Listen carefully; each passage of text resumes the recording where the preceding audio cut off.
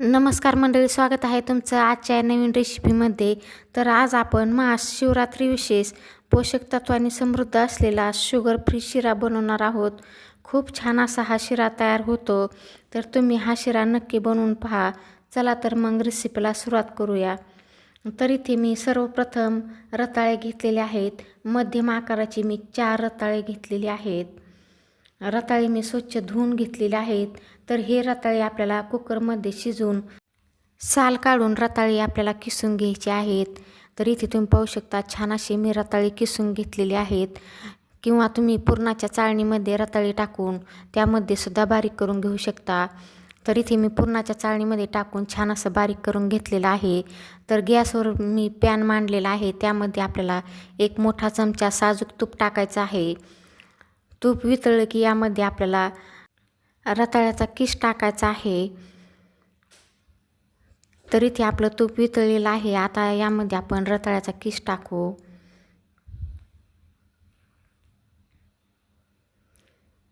तर इथे पाहू शकता छान असा आपला रताळ्याचा किस तयार झालेला आहे. इथे मी पॅनमध्ये रताळ्याचा किस टाकलेला आहे.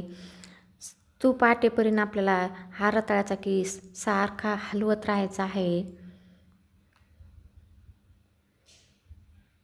इथे तुम्ही पाहू शकता तूप आपलं आटलेलं आहे. तर सारखं आपल्याला हलवत राहायचं आहे आणि छान असा तूप सुटेपर्यंत हा रताळ्याचा किस आपल्याला परतून घ्यायचा आहे.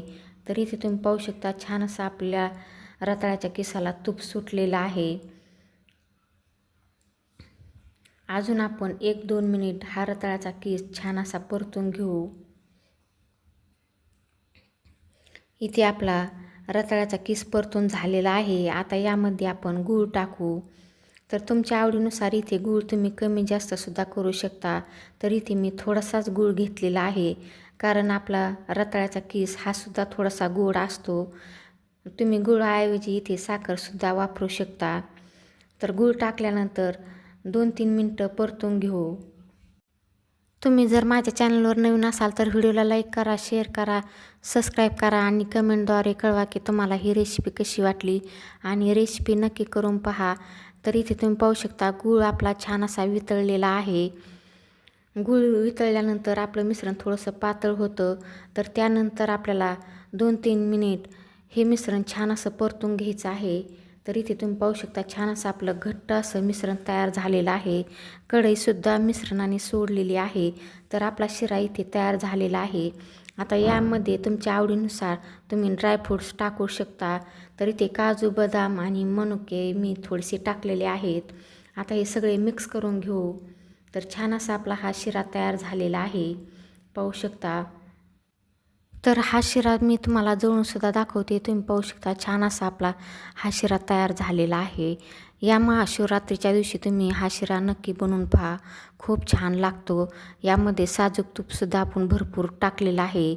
लागन तसं यामध्ये मी तूप टाकलेलं आहे. त्यामुळे हा शिरा चवीलासुद्धा खूप छान असा लागतो. तर शिरा मी एका प्लेटमध्ये काढून घेत आहे.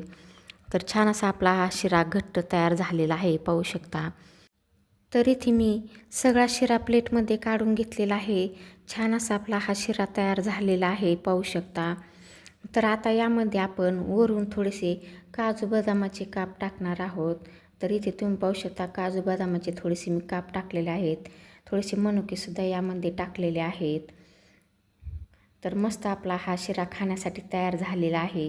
तर लहान मुलांसाठी मी काय केलं की या शिऱ्यापासून लाडू बनवलेले आहेत. इथे मी तुम्हाला ते सुद्धा दाखवते. अशा प्रकारे मी लाडूसुद्धा बनवलेले आहेत लहान मुलांकरिता. चला तर मग पुन्हा भेटूया पुढील एका अशाच रेसिपीमध्ये.